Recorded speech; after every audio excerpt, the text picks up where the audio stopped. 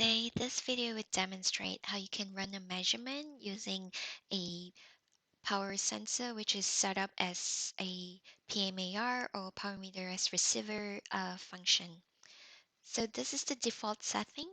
And before we even try to set this up, ensure you have a compatible power sensor connected to the NA, and the power sensor LED should be in blinking green.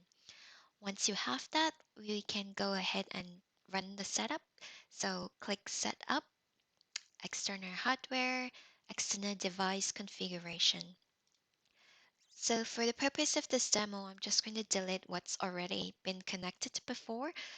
You would then click New, and then because this is a U2008 power sensor that I have connected, I'm going to name it that.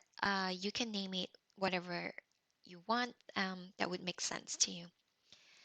So it's a power meter. I'll go ahead and click on I/O configuration. Then you would then hit USB and do a find. If it's connected correctly and blinking green, the serial number would pop up and this would match the physical power sensor. Okay, I'm happy with that. Ensure you have this tick as active so that it will show in the user interface. This is important when you try to set up the measurement.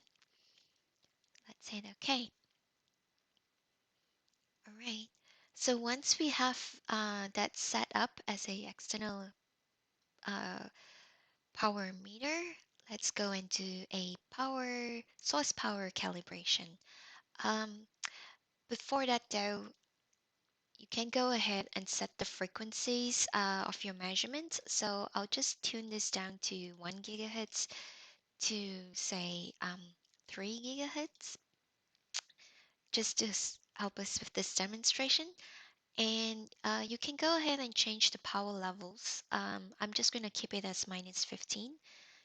You can go ahead and change it if you need to. You can also tune down the IF bandwidth depending on the network analyzer specifications or capability. Um, you can turn this down if you want. In this case, I'll just leave it as default. So we can now go to Cal. On the main tab, go to Other Cals, and there would be a source power cal tab that you can click on. So the cal power here and the frequencies would match what's already set up for your actual measurement. And because I'm doing this on port 1, I'll leave this as port 1 and channel 1. The tolerances would match the power sensors, which comes as a plus minus 0.05. You can of course go ahead and do some changes as necessary. You can see here there are some options as well, but because I'm using this as a power meter, I'm going to select this. Okay. Now, once you're happy with this setup, we can go ahead and take a cal sweep for the source power calibration. You will be prompted with instructions. So it says to attach the sensor to port 1, which we already have. Um, if you haven't, of course, please proceed to do that. And you would then take a cal sweep to correct further power levels. So as you can see, it's a 15 plus minus 0.05.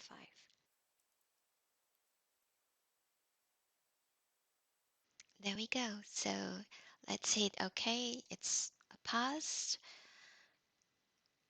Now we can go ahead and do our measurement. So you would go to measure, and because we set this up as a receiver, we would hit receivers and do other. Hit on the three dots, and this is where we will set up to say measure from the power meter. If you want, you can turn this on as a new trace, but I'll like it to replace the current setup. So I'll hit apply and click OK.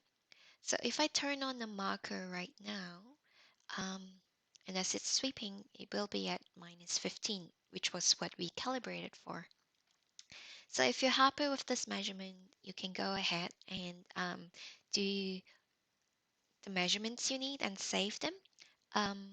If you would like to do a normalization, you can go and hit Math, Memory, and Normalize. The thing to note though, when it's under memory function and to normalize, it's purely for your visual and to display it, if you need to save this data, what we would recommend doing is to go into the Analysis tab and turn on an equation editor. But before you can run that, while it's calibrated to -15, the first thing you'll need to do is hit Data to Memory. Once you've done that, you can go to Analysis and turn on the equation editor. And it's the same thing. It's telling the network analyzer to take a receiver measurement of from the power sensor or the power meter over the memory. Okay. So if I turn this on now, it will be back up to 0 for a normalized data. So in this mode, then you can save your data under Save Other and Save Data, and it will allow you to save the CSV files. You'll be able to do this when you're just only in Normalize, but the data might not be the normalized data. It would show it as -15 as shown here.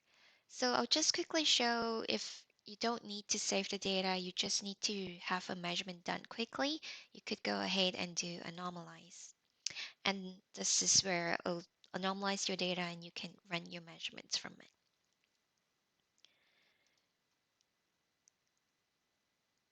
So that's all I have. Thanks for watching.